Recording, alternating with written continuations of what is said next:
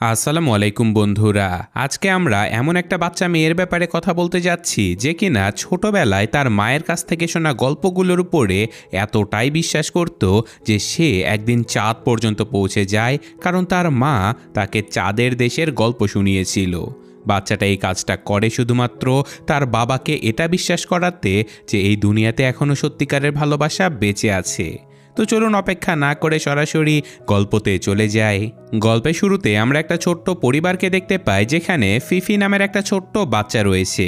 তার মা তাকে বলে যে দুনিয়া অনেক এগিয়ে গেছে, কিন্তু তারপরেও সে তাকে চাঁদের রানীর ব্যাপারে গল্প শোনাতে থাকে। ফিফির মা তাকে একটা গল্প শোনায় আর বলে যে চাঁদের দেবী, যে কিনা একসময় পৃথিবীর সাধারণ একজন মেয়ে ছিল, সে একসময় একজন যোদ্ধার প্রেমে পড়ে যায়, কিন্তু সে নিজেকে বাঁচিয়ে রাখার জন্য একটা জাদুর শরবত খেয়ে ফেলে, যার ফলে সে সারা জীবনের জন্য অমর হয়ে যায় আর চাঁদে চলে যায়। ওই দেবী এখনও ওই চাঁদে থেকে যোদ্ধার জন্য অপেক্ষা করতে থাকে, যাকে সে অনেক ভালোবাসতো। ওই দেবী সেখানে একা থাকে না, বরং তার সাথে একটা খরগোশও থাকতো। ওই যোদ্ধা, যে কিনা দেবীকে অনেক ভালোবাসতো, সে বেচারা পৃথিবীতেই থেকে যায় আর এরপর সে মারা যায়। ফিফি তার পরিবারের কাছ থেকে জানতে চায় যে মা যে গল্পটা শোনাচ্ছে সেটা কি সত্যি, যার উত্তরে ফিফির বাবা বলে যেহেতু তোমার মা বলেছে তাহলে গল্পটা নিশ্চয়ই সত্যি হবে। আসলে ফিফির বাবা আর মা মুন কেক তৈরি করত, যাতে ফিফিও তাদেরকে সাহায্য করত। এই পরিবারের মুন কেক এই পুরো শহরে খুবই জনপ্রিয় ছিল। আর এখন ফিফি বেশ বড় হয়ে গেছে, সে তার পরিবারের সাথে মিলে মুন কেক বিক্রিও করত। ধীরে ধীরে ফিফির মা বেচারি অসুস্থ হয়ে যেতে থাকে। ফিফির মা মারা যাওয়ার আগে ফিফিকে একটা খরগোশ উপহার দিয়ে যায়। তো এখন কয়েক বছর পরের সিন দেখানো হয়, যেখানে ফিফি একদিন তার মায়ের ছবির সামনে একটা মুন কেক রেখে দেয়। এরপর মুন ফেস্টিভ্যালও চলে আসে, আর ফিফি তার বাবাকে মুন কেক বানানো আর বিক্রি করার কাজে সাহায্য করতে থাকে। তাদের দুজনের কাজ খুবই ভালো চলছিল। আর ফিফি যখন বাড়িতে ফিরে আসে, তখন সে তার বাবার সাথে আরেকজন মহিলাকে দেখতে পায়। ওই মহিলাকে দেখে ফিফির একদমই ভালো লাগে না। ওই মহিলাটার একটা ছেলেও ছিল, আর ফিফি তাকেও একদমই পছন্দ করতো না। তো যাই হোক, মুন ফেস্টিভ্যালের জন্য যখন তার বাবা লাইট লাগাতে থাকে, তখন ফিফির বাবা ফিফিকে বলে যে তোমার ওই ছেলেটার সাথে কথা বলা উচিত, ওরা তো অনেক ভালো। ওই মহিলা ফিফির বাবার অনেক ভালো বন্ধু ছিল। তো ফিফি এই কথাটা শুনে অনেক রেগে যায় আর বলে যে আমাদের আর কাউকে দরকার নেই বাবা, আমরা দুজনেই একসাথে খুবই খুশি আছি। ফিফি জানতো যে তার বাবা আসলে ওই মহিলাকে বিয়ে করতে চাচ্ছে, কিন্তু ফিফি এটা একদমই চায় না।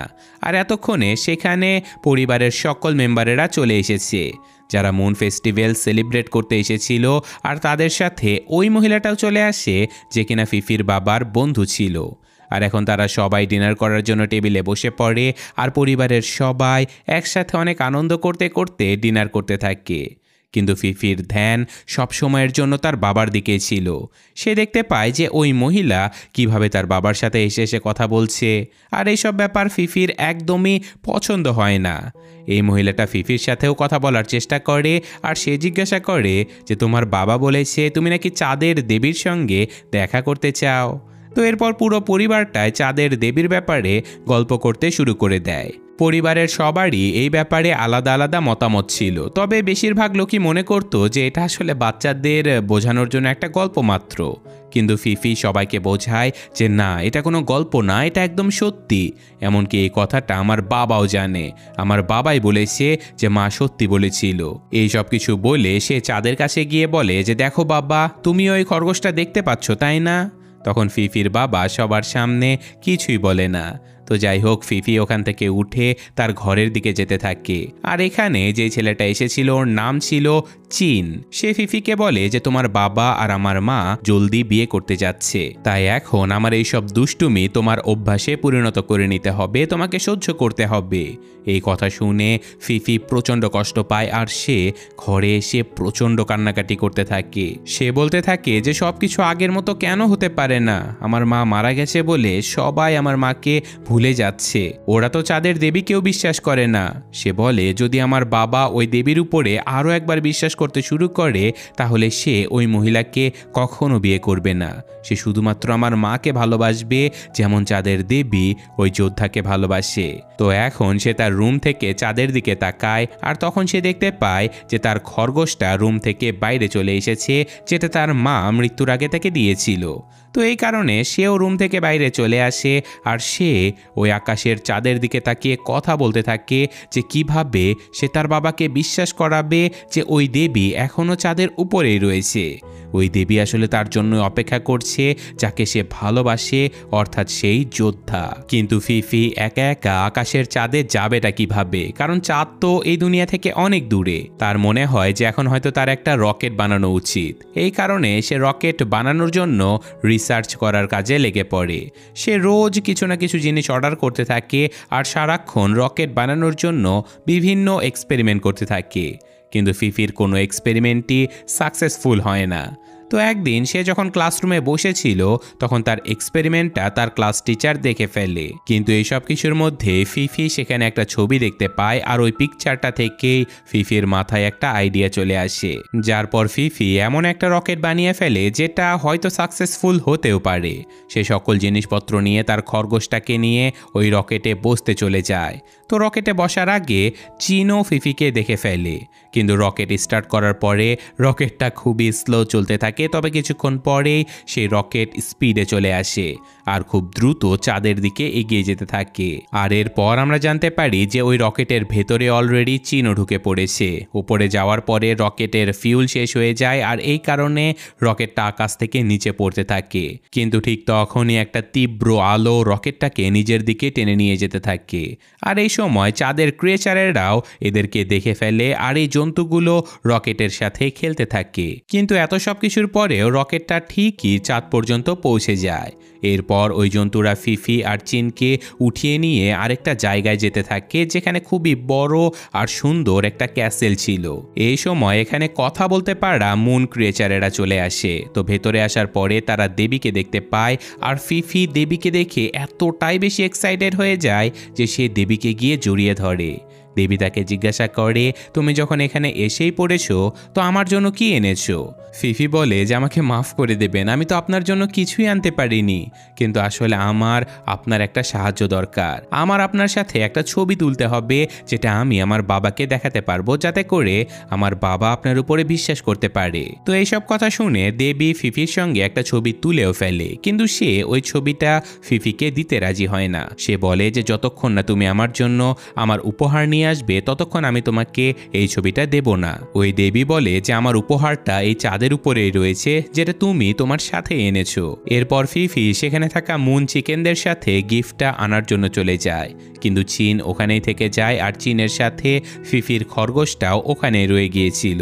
চীন ভাবতে থাকে যে এখানে এভাবে বসে না থেকে আমার হয়তো ফিফিকে সাহায্য করা উচিত। এই কারণে সে ফিফি আর ওই দেবীর ছবিটা চুরি করার চিন্তা করে, কিন্তু সে পিকচারটা চুরি করার আগেই দেবী তাকে দেখে ফেলে আর এরপর তাকে একটা রুমে নিয়ে আসে যেখানে সে চীনকে টেবিল টেনিস খেলার জন্য চ্যালেঞ্জ করে। চীন আবার খুবই ভালো টেবিল টেনিস খেলতে পারে।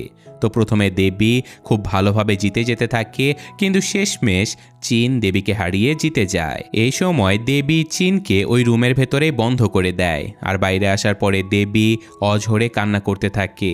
আসলে দেবীর মনে হতে থাকে যে পৃথিবী থেকে মানুষেরা চাঁদ পর্যন্ত পৌঁছে গেল, কিন্তু আমার প্রেমিক অর্থাৎ সে যোদ্ধা আর কখনোই হয়তো তার কাছে পৌঁছাবে না। সে হয়তো আর কখনোই সেই যোদ্ধার সাথে দেখা করতেই পারবে না। এইসব কিছু ভেবে বেচারি দেবী অঝরে কান্না করে। তো এখানে আমরা জানতে পারি যে দেবীর সাথে যে খরগোশটা রয়েছে সেটাও একটা ম্যাজিক পশন বানাতে চায়। ওদিকে ফিফি তার ভাঙা রকেটটার দিকে যেতে থাকে, কিন্তু পথিমধ্যে তুমুল বৃষ্টি শুরু হয়ে যায়। বেচারি বৃষ্টি পার করে কোনো রকমে চাঁদের অন্য পাশে পৌঁছে যায়। সে রকেটের কাছে যেতেই সেখানে একটা পুতুল দেখতে পায় আর ওই পুতুলটা দেখে সে চিনে ফেলে, কারণ এটা তার বাবা তার মাকে উপহার দিয়েছিল। তো ওই চিকেনদের মনে হয় যে এটাই হয়তো দেবীকে দেয়ার সেই উপহার হতে পারে। এই কারণে তারা আবার ওই ডলটা কেড়ে নিয়ে ওখান থেকে পালিয়ে পালিয়ে যেতে থাকে। ফিফি এই সময় এখানে একা ছিল, তাই সে চিকেনগুলোকে ধরতেই পারছিল না। তো এরই সাথে সাথে সিন আবারও ওই খরগোশের উপরে শিফট হয়, যে কিনা এখন ম্যাজিক পোশন বানাচ্ছিল। সেখানে সে একটা নতুন বন্ধুও পেয়ে যায়, যে কিনা তাকে এই কাজে সাহায্য করছে। ওরা দুজন মুন ফ্রগের সাথে সাথে জাম্প করতে করতে অনেক দূরে এগিয়েও যায়, আর সামনে গিয়ে ফিফি আবারও ওই চিকেনগুলোকে দেখতে পায়। চিকেনদেরকে দেখার সাথে সাথে ফিফি ওই চিকেনদের কাছ থেকে তার পুতুলটা নেওয়ার খুবই চেষ্টা করতে থাকে, আর এই টানাটানির মধ্যেই পুতুলটা ছিঁড়ে যায়। এটা দেখে ফিফি প্রচণ্ড কষ্ট পায়, কারণ এই পুতুলটাই তার শেষ ভরসা ছিল, যেটা দিয়ে সে দেবীকে খুশি করে তার সাথে তোলা সেই ছবিটা নিতে পারত। যদি সে ছবিটা নিজের কাছে রাখতে না পারে, তাহলে সে তার বাবাকে কখনোই বিশ্বাস করতে পারবে না যে চাঁদে দেবী আসলেও রয়েছে। তো এখানে ওই ডগ, যেটা ফিফির নতুন বন্ধু ছিল, সে ফিফির মুড ঠিক করার জন্য তার ব্যাগটা খুলে ফেলে, যার ভেতর থেকে একটা মুন কেক বের হয়। সে যখন মুন কেকটা হাতে নেয়, তখন সে ওটার ভেতরে একটা ছোট্ট লকেটের অর্ধেক অংশ দেখতে পায়। ওই পিসটা চাঁদের প্রত্যেকটা জিনিসের সাথে কানেক্ট হতে থাকে, আর ফিফি বুঝে যায় যে এটা নিশ্চয়ই দেবীর গিফট হবে। এতক্ষণে চিনও ওই ঘরের দরজাটা ভেঙে ফেলে, যার ভেতরে দেবী তাকে বন্ধ করে রেখেছিল। তো যাই হোক, এখন ফিফি আর চিন ওই ডগটাকে সাথে করে নিয়ে দেবীর সামনে চলে আসে। ফিফি খুঁজে পাওয়া ওই লকেটটা দেবীকে উপহার দিয়ে দেয়।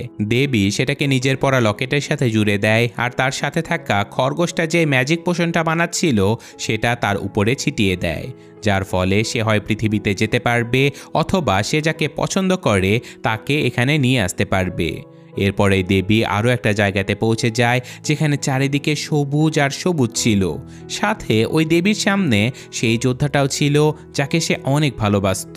ওই যোদ্ধাটা এখন দেবীকে বলে যে, দেবী, তোমার নিজেকে সামলাতে হবে, কারণ আমি এখন আর বেঁচে নেই, আমাকে এখান থেকে চলে যেতে হবে। ওই যোদ্ধাটা ওখান থেকে চলে যায়, যার পরে দেবী প্রচণ্ড কষ্ট পায়, আর ওখানকার পুরো পরিবেশটা কষ্টে কালো হয়ে যায়। তো এখানে ওই বন্ধ ঘরটার ভেতরে কেউই যেতে পারছিল না, কিন্তু ফিফি ওই দেবীকে সামলানোর জন্য ভেতরে চলে যায়। কিন্তু ভেতরে এত অন্ধকার ছিল যে ফিফির মায়ের স্মৃতিগুলো তাকে অনেক কষ্ট দিতে থাকে। এই কারণে বেচারি ফিফিও উদাস হয়ে সেখানে বসে পড়ে। আর তখন দেবী ফিফির কাছে চলে আসে আর তাকে বোঝায় যে, আমি এখানে আটকে গেছি, কিন্তু তোমাকে তো সামনে এগোতেই হবে, তোমার অনেক বন্ধু আছে, তোমার ভাইও আছে। তো এই সব কিছু আবার বাইরে থেকে চিন দেখে ফেলেছিল, আর তার মনে হচ্ছিল যে ফিফি হয়তো ভেতরে আটকে গেছে। এই কারণে চিন নিজেও ওই দেয়ালটা ভেঙে অন্য পাশে চলে আসে। সে বলে যে, ফিফি, তোমার যদি তোমার মায়ের কথা এতটাই মনে পড়ে, তো সবসময় এটা মনে রাখবে যে তোমার মা সবসময় তোমার সাথেই আছে। চিন ফিফিকে বলে যে এখন আমাদের এখান থেকে চলে যাওয়া উচিত। তবে যাওয়ার আগে ফিফিও দেবীকে বলে যে এটা ঠিক যে ওই যোদ্ধা এখান থেকে চলে গেছে, কিন্তু আপনার ভেতরে আপনার ভালোবাসা ওই যোদ্ধার জন্য যতটুকু ছিল তা আজও বেঁচে আছে। এই অন্ধকার রুমের বাইরে যতগুলো জীবজন্তু রয়েছে তারা সবাই আপনার ভালোবাসা দিয়ে তৈরি, আপনি খুবই ভালো একজন দেবী। তো এই সব কিছু শোনার পরে সকল জন্তুরা এসে দেবীকে জড়িয়ে ধরে, আর আরও একবার চাঁদের উপরে সকল রং ফিরে আসে। চাঁদটা আগের মতো ব্রাইট হওয়ার সাথে সাথে এখন সময় চলে আসে সবাইকে বিদায় জানানোর। তো এখানে সেই ডগটা ফিফিকে প্রথমে গুড বাই জানিয়ে দেয়। ফিফি জানতো যে তার খরগোশটা দেবীর খরগোশকে খুবই ভালোবেসে ফেলেছে। এই কারণে ফিফি তার খরগোশটাকে চাঁদের দেশে ছেড়ে চলে আসে। দেবীও ফিফিকে ওই ছবিটা দিয়ে দেয়, আর এরপর চাঁদের সকল জন্তুরা ওদের দুজনকে রকেট পর্যন্ত ছাড়তে চলে যায়। কিন্তু রকেটের কাছে এতটাই গরম ছিল যে দেবীর সাথে তোলা ফিফির ছবিটা জ্বলে পুড়ে ছাই হয়ে যায়। কিন্তু ফিফি এবার আর মন খারাপ করে না, কারণ সে ইতিমধ্যেই বুঝতে পেরেছিল যে আসল ভালোবাসাটা তো আসলে পরিবারের মধ্যেই রয়েছে। কারণ যাই হয়ে যাক না কেন, চিন কিন্তু এখনও তার সঙ্গ ছাড়েনি, তার সাথেই রয়েছে, কারণ সে তাকে ভালোবাসে। তো যাই হোক, এখন বাড়িতে ফিরে আসার পরে ক্লান্ত চিন ঘুমিয়ে পড়ে, আর এখন ফিফি তাকে নিজের ছোট ভাই মনে করে তার সাথে তার ঘরে নিয়ে আসে। আর আমরা এখন দেখতে পাই যে এই ফ্যামিলিটা এখন এক হয়ে গেছে। ফিফির বাবা এখন চিনের মাকে বিয়ে করে ফেলেছে, আর এই পুরো ফ্যামিলিটা আরও একবার মুন ফেস্টিভ্যালে একসাথে ডিনার করতে বসেছে। ফিফি এখনও তার মৃত মাকে অনেক ভালোবাসে, কিন্তু সে চিনের মাকেও তার বাবার স্ত্রী হিসেবে মেনে নিয়েছে, কারণ সে তার বাবাকে খুশি দেখে নিজেও অনেক খুশি থাকতো। তো এরই সাথে সাথে এই চমৎকার মুভিটা এখানে শেষ হয়ে যায়। তো কেমন লাগলো গল্পটা কমেন্টে জানাবেন। আমি আজকের মতো বিদায় নিচ্ছি। আল্লাহ হাফেজ।